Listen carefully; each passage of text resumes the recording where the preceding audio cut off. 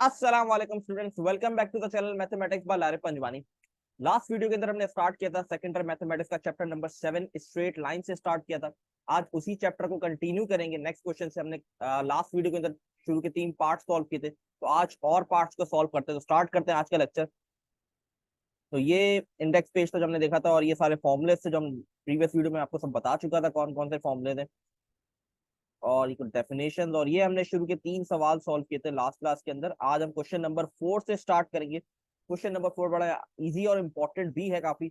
If the point 2,1 lies on the line segment joining the point A 4,2 and B 8,5 then show that. अच्छा भाई, एक point है 2 को lies on the line segment पे एक point लाई कर रहा है, जो लाइन है उसके पॉइंट से ए और बी। ठीक है, अब ये शो करवाना है, हमें प्रूफ करके दिखाना है कि डिस्टेंस, ये डिस्टेंस कह रहा है एपी का डिस्टेंस बराबर है 1/2 ए बी के डिस्टेंस से। ठीक है, फॉर एग्जाम्पल एक लाइन है, ठीक है, इसका ए है कि 4,2 और बी हमारे पास है 8,4। ठीक है, अब यहाँ पर कहीं लाइन से पी पॉइंट है, ठीक है, जो है 2,1। अब हमें प्रूफ करना है, इस सवाल के अंदर प्रूफ वाला सवाल है, आसान, दोनों साइड बराबर आनी चाहिए। एपी डिस्टेंस बराबर है 1/2 ए बी डिस्टेंस के। तो सबसे पहले एपी का डिस्टेंस निकाल लेते हैं। ठीक है, सबसे पहले हम क्या करेंगे, इन दोनों का डिस्टेंस निकाल लेंगे, ए और पी का डिस्टेंस। ठीक है, इस हिसाब से ये हमारे पास हो जाएगा x1 कॉमा y1, और ये हो जाएगा x2 कॉमा y2। ठीक है, सबसे पहले मैंने ये कर लिया। ठीक है, तो एपी का डिस्टेंस निकालते हैं, फॉर्मूला ऑलरेडी बता चुका था, फिर एक बार रिपीट कर देता हूँ। x2 माइनस x1 का whole square, y2 minus y1 का होल स्क्वायर, और होल पे पूरा रूट। तो x2 की वैल्यू मेरे पास है यहाँ पर 2, और x1 की 4, तो 4 माइनस 2 का होल स्क्वायर प्लस, अब है y2 की वैल्यू 1 है मेरे पास, और y1 की 2 है, तो ये हो गया 1 माइनस 2 का होल स्क्वायर। अब 2 माइनस 4 करेंगे तो -2 होगा, और -2 के ऊपर जब आप स्क्वायर अप्लाई करोगे तो पॉजिटिव का 4 आ जाएगा।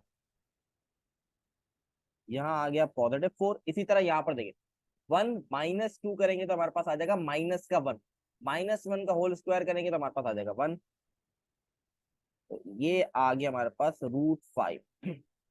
तो एपी की वैल्यू जो आ गई वो आ गई √5। तो हमारे पास एपी का डिस्टेंस निकल गया। अब हमें जो डिस्टेंस निकालना है वो डिस्टेंस निकालना है ए बी का डिस्टेंस। ठीक है, ए और बी का डिस्टेंस निकालना है। x1 y1 सेम रहेंगे क्योंकि ए बी ही है। यहाँ x2 हो जाएगा मेरे पास ये, और y2 हो जाएगा 4। ठीक है,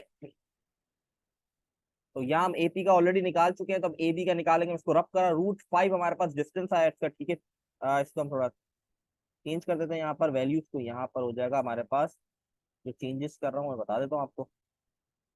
ये हो जाएगा ए बी, ठीक है जी।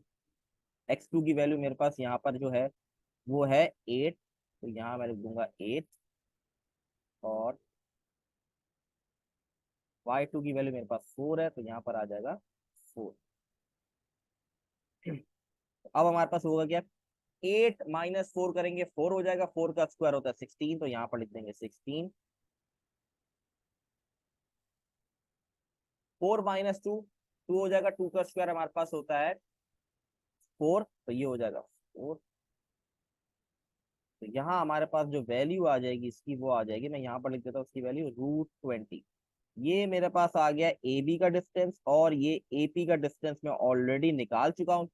तो ए बी और ए पी का डिस्टेंस दोनों का फाइंड आउट कर लिया है। अब इसको प्रूफ करना है हमें। ठीक है, तो शो में क्या लिखा हुआ है, ए पी का डिस्टेंस बराबर है 1/2 ए बी के। ठीक है, तो अब इसको प्रूफ करके देखते हैं किस तरीके से होगा। अच्छा, मैं ये डायग्राम को रब कर देता हूँ यहाँ पर।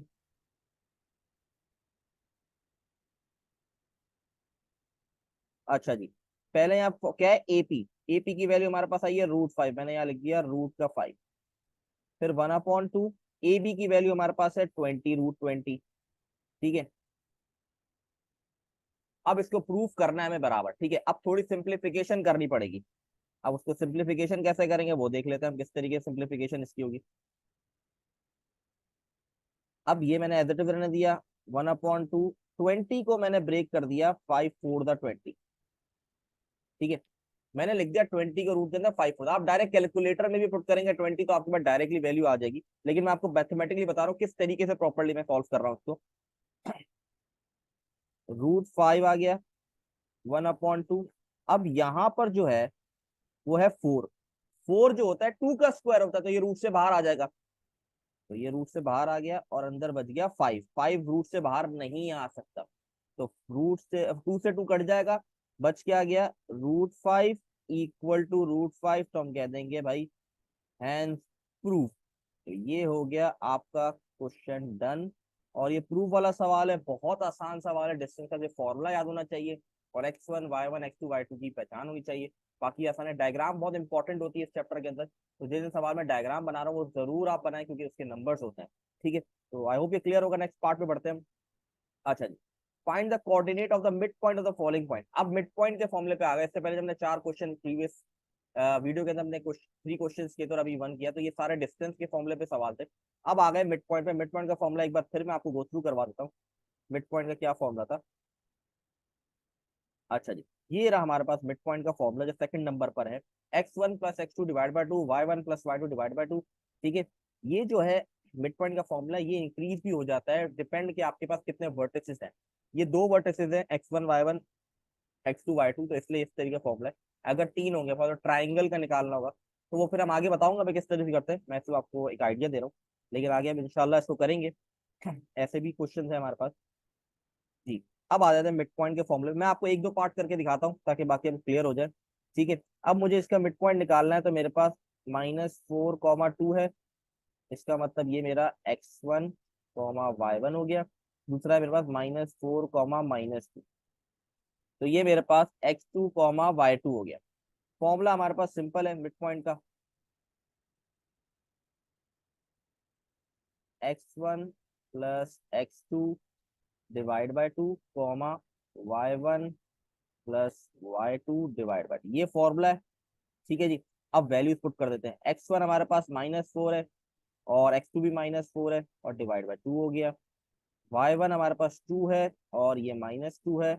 ठीक है जी, तो -4 और -4 माइनस का 8 हो गया, -8/2। और -2 0 हो गया, तो 0 डिवाइड बाय 2 0 हो जाएगा पूरा।